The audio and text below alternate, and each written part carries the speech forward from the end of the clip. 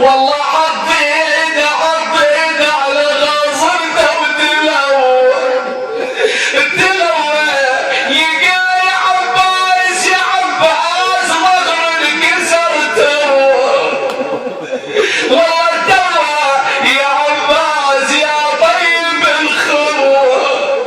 وبعد شي يقول خويا فقد اخويا خله.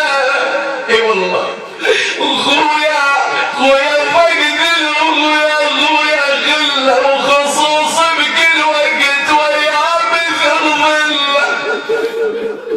اخي خويا الفقد مثلك وخلو ما يتحسن يا خويا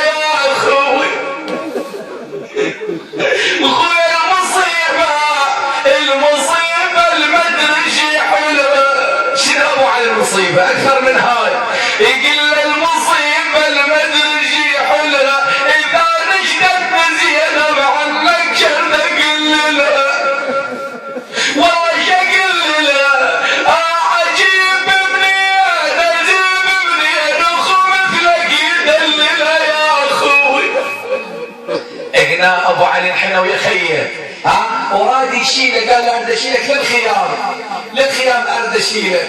يقول له اخويا خليني بمجال. يقول له ليش يا زهر الزمان.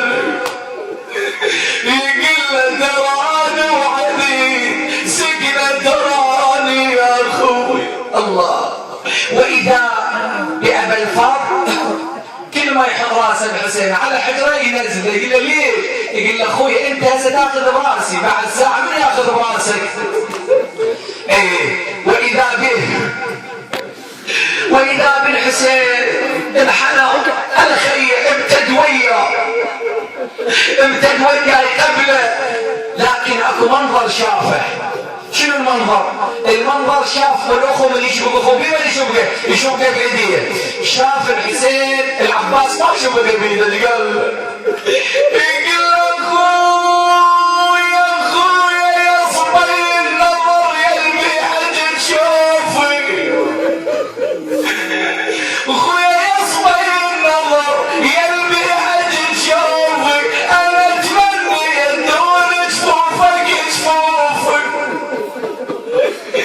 والله اتمنى يا عيال دون جفوفك اخويا وين القى مثلك اخويا يا اخوي. بعد قال له اخويا انت ليش ما تمشي؟ قال له انا نستحمل زي ابو سكينه لكن عندي امانه. شو الامانه؟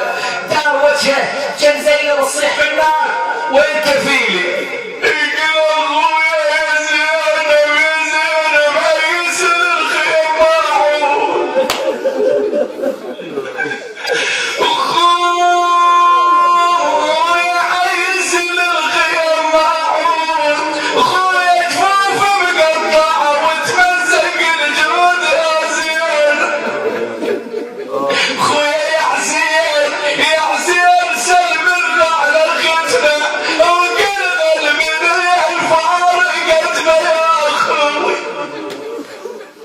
الحسين وضع فمه بفم أخيه إلى أن فاضت روحه الطاهرة. رحم الله من نادى وعباسا